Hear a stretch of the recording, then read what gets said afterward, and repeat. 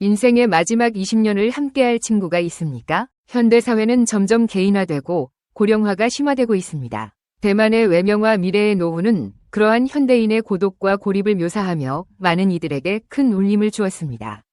영화는 깊은 산속 외딴집에 홀로 사는 한 노인의 이야기를 다룹니다. 그는 과거에는 가족들과 함께했던 집에서 아내와 사별 후 혼자 살아가고 있습니다. 자식들은 각자 삶을 찾아 교수가 되거나 해외에서 사업을 하며 바쁘게 지내고 있지만 정작 아버지 곁에는 머물러주지 않습니다. 노인은 오랜만에 아들과 손자가 찾아온다는 소식에 들뜹니다.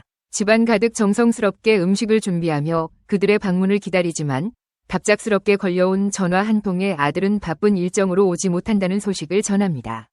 주인을 잃은 음식이 가득한 식탁 앞에서 노인은 자신이 홀로 남겨졌다는 사실을 실감하게 됩니다. 잠시 후 노인은 수십 년간 연락을 주고받지 못했던 옛 친구들을 떠올리며 낡은 수첩을 꺼내어 한참을 뒤적입니다. 그러나 수첩에는 세상을 떠난 친구들, 그리고 지금은 연락이 닿지 않는 사람들의 이름뿐입니다. 그의 삶을 함께했던 친구들은 이제 더 이상 그의 곁에 없고 그는 결국 혼자 남겨진 자신을 발견하게 됩니다. 창밖에는 비가 쏟아지고 노인은 혼자 식탁에 앉아 조용히 식사를 합니다. 영화의 마지막 장면에는 인생의 마지막 20년을 함께할 친구가 있습니까? 라는 자막이 흐르며 영화는 끝이 납니다. 이 영화는 많은 사람들에게 자신의 노후를 다시 돌아보게 하는 계기가 되었습니다. 대만의 유명 작가 우로 취안의 책 우리는 그렇게 혼자가 된다에서 묘사된 것처럼 나이가 들어가면서 하나둘 친구들이 떠나고 고립 속에 남겨진다는 사실은 어쩌면 누구에게나 닥칠 수 있는 미래입니다. 그러나 과연 우리는 그런 고독을 피할 수 있을까요? 우리 스스로의 노력으로 조금이라도 더 충만한 노년을 준비할 수 있는 방법은 무엇일까요? 노후에 함께할 친구는 단순히 오래된 인연이나 연락이 닿는 사람이 아닙니다. 진정한 친구는 일상 속에서 가까이 지내며 자주 만나 소소한 일상을 나눌 수 있는 사람이어야 합니다. 같은 취미를 나누고 함께 이야기를 나눌 수 있는 사람, 그런 친구가 있다면 나이가 들어가도 외롭지 않을 것입니다. 그러나 이러한 관계를 유지하는 것은 생각만큼 쉬운 일이 아닙니다. 고령화 사회가 되면서 사람들은 점점 더 개인화되고 사회적 관계를 유지하기 위해 필요한 노력과 시간이 줄어들고 있습니다. 친구 관계도 나이가 들수록 세심한 노력이 필요합니다. 젊은 시절의 바쁜 삶 속에서는 잊고 지냈던 우정이지만 노년에는 그 우정을 다시 되살리고 새롭게 관계를 구축해 가야 합니다.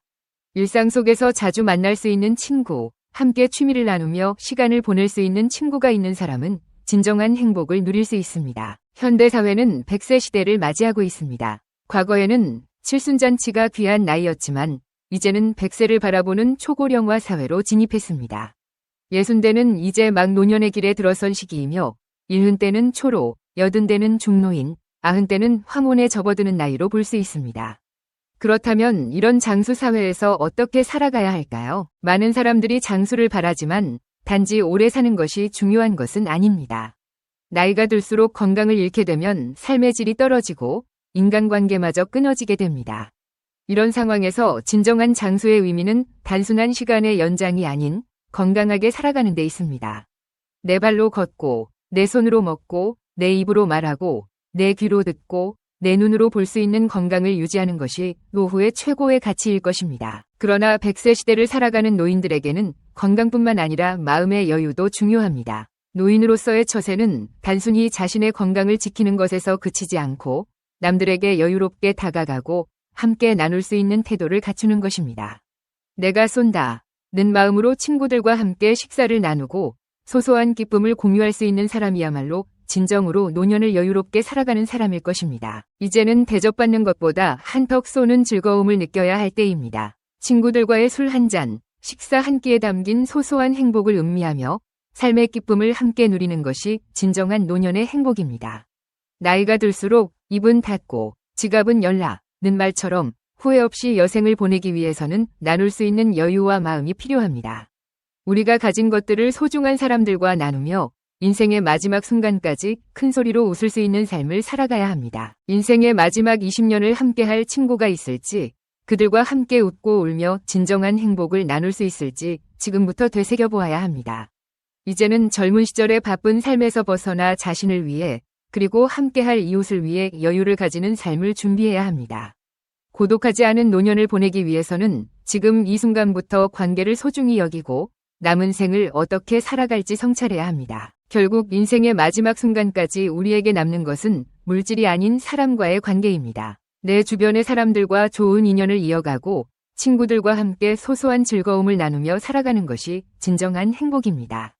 외로움과 고독은 쉽게 찾아올 수 있지만 이를 극복하기 위해서 우리는 스스로 마음을 열고 다가가고 나누는 삶을 살아야 합니다. 나이가 들어갈수록 남아있는 시간을 소중하게 여기고 지금 내 곁에 있는 사람들과 함께 인생의 마지막 장을 아름답게 장식하는 것이 무엇보다 중요한 목표가 되어야 합니다.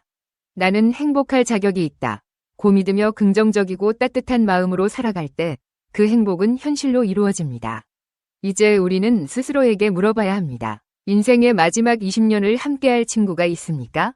그 질문에 대해 답할 수 있는 삶을 지금부터 시작해야 합니다. 5년에 꼭 필요한 12명의 친구. 1. 옛 친구. 인생의 여러 단골 친구들은 오랜 세월 함께한 소중한 동반자로서 중요합니다. 2. 나이 어린 친구. 시대의 흐름에 뒤떨어지지 않기 위해 젊은 친구들과 함께하는 것이 중요합니다. 3. 마음이 젊은 친구. 마음이 젊고 열정적인 친구들은 삶의 활력을 불어넣어줍니다. 4. 취미가 같거나 다양한 친구.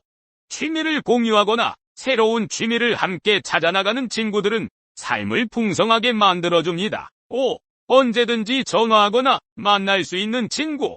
마음을 털어놓고 대화할 수 있는 친구는 정서적인 지원을 제공해줍니다. 6. 유머 감각이 풍부한 친구. 유머 감각이 뛰어난 친구는 삶을 밝고 즐겁게 만들어줍니다. 7. 성격이 낙천적인 친구. 긍정적인 마인드를 가진 친구는 우울을 해소하고 긍정적으로 생각하게 도와줍니다. 8. 건강관리에 철저한 친구. 함께 건강을 유지하고 관리하는 친구는 건강한 노년을 보내는 데 도움이 됩니다. 9. 봉사하는 친구.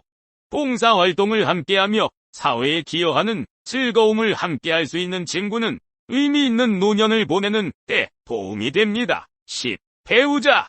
가장 친한 동반자이자 지지자로서 함께 행복한 노후를 보낼 수 있습니다. 11. 인생 멘토. 지혜롭고 경험이 풍부한 멘토는 삶의 조언과 지혜를 전해주어 더 나은 선택을 할 수 있도록 도와줍니다. 12. 동심을 자극하는 친구. 꿈과 열망을 함께 공유하며 새로운 도전에 나서는 친구는 삶의 활력을 불어넣어줍니다. 이 비디오가 유용했다면 좋아요와 구독 버튼을 눌러주세요. 건강한 삶을 위한 더 많은 팁을 공유할 테니 계속해서 저희 채널을 지켜봐주세요.